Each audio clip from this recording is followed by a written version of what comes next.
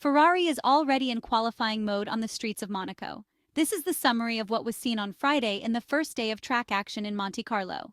The Maranello team tested the two configurations of the updated SF-24 cars, focusing primarily on the push lap, a crucial aspect on this track in terms of race outcome. Whoever starts at the front in Monte Carlo, in fact, unless there are particular situations or major errors by drivers or the pit wall strategists, takes home the victory. The reason is quite obvious, as overtaking on the Monaco street circuit is nearly impossible. For this reason, the focus of the practice sessions largely ignores race pace and is dedicated mainly to as many tests as possible with little fuel on board. In this case, cornering speeds are also important, as is the tire management related to activation. Bringing the tires up to temperature is as crucial as maintaining the correct working range throughout the lap. This aspect allows the Formula One cars to achieve maximum grip. Ferrari did very well in this respect. In the second free practice session, with the soft tires, Charles Leclerc highlighted the high level of available grip. Red Bull had slightly more difficulties, migrating the balance of the RB20 to the rear, which caused issues with the front end. Most of the corners on the Monaco track are obviously very slow. In these sections, F1 cars with a precise, stable, and not understeering front end are undoubtedly favored, able to perform at their best. Examining the telemetry data referring to the best performance in the second free practice session, it is evident how Charles Leclerc and Lewis Hamilton managed to achieve a higher average minimum speed in these sections of the track. The telemetry data does not lie in this regard. The Ferrari driver with his updated SF-24 single-seater shows an approach to cornering that favors entry and minimum speed. The Englishman is more balanced between entry and exit phases, but still records an average similar to the home driver. Lewis Hamilton exploits a precise front end on entry, with which he easily finds the apex. In the medium-high speed corners, however, the performances of Max Verstappen and the two McLaren drivers stand out. Yet the data relating to the Dutchman's speed, 134 km per hour, is not entirely accurate due to a GPS system error. In general, though, the world champion seems more comfortable in the corners, where aerodynamic load counts more. Delving even deeper into the specifics of the corners, let's analyze the driver's performance throughout the sections indicated. In the portion of the track where the casino is present, the Dutchman proves to be the most effective, gaining 1 km per hour in cornering compared to Charles Leclerc and the two McLaren cars of Oscar Piastri and Lando Norris. Even in the slow section, the Red Bull driver, despite complaining about entry problems due to a front axle not perfectly up to temperature, is still the fastest. Max Verstappen was forced to sacrifice the entry phase significantly, but he was able to exploit a perfect car in terms of traction. It is also relevant to analyze the performance of the two Mercedes drivers. The W15 car hit the track with a revised front wing, made more similar to those of their rivals, mounted on car number 63.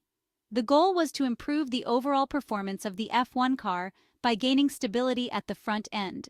However, the data suggests this improvement is not present.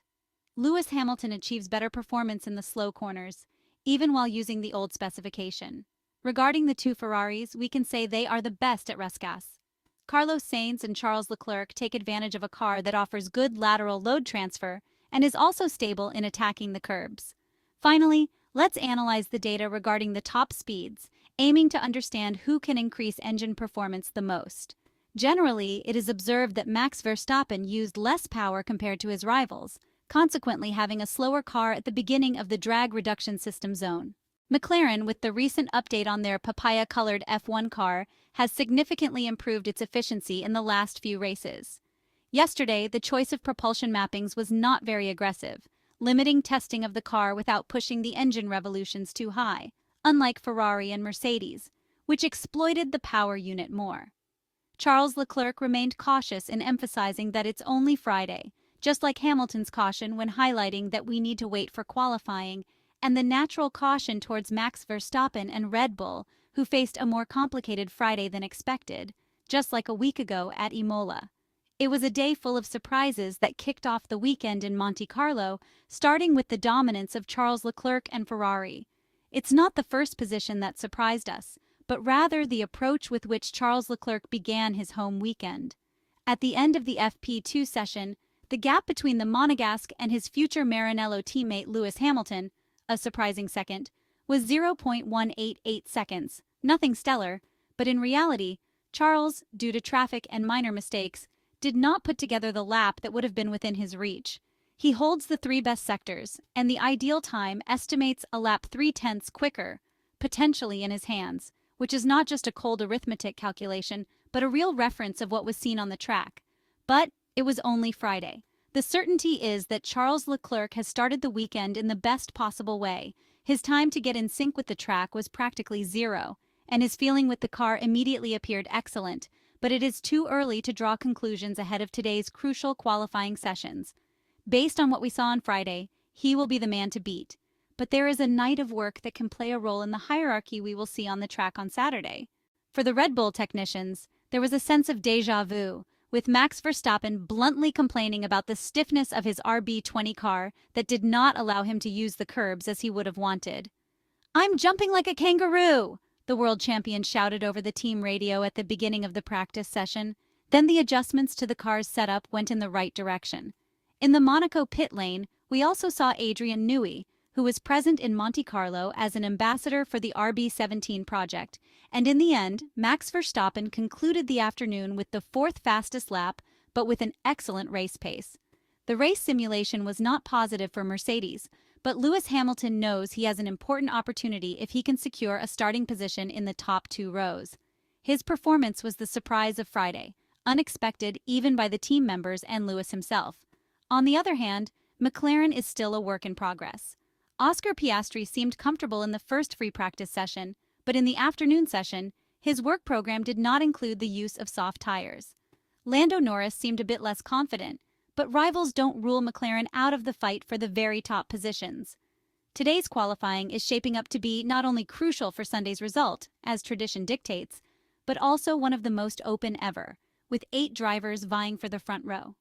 Carlos Sainz lagged behind more in the qualifying lap, but in terms of race pace, he managed to dip below the 1.15 barrier with a reference better than Leclerc's, providing good feedback to the Ferrari engineers.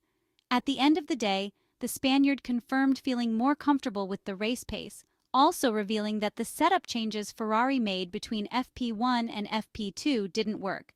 But he was confident Saturday would be better based on the race pace analysis that showed Carlos was the fastest. At the same time, the Spaniard is aware he has to significantly improve on the single lap for today.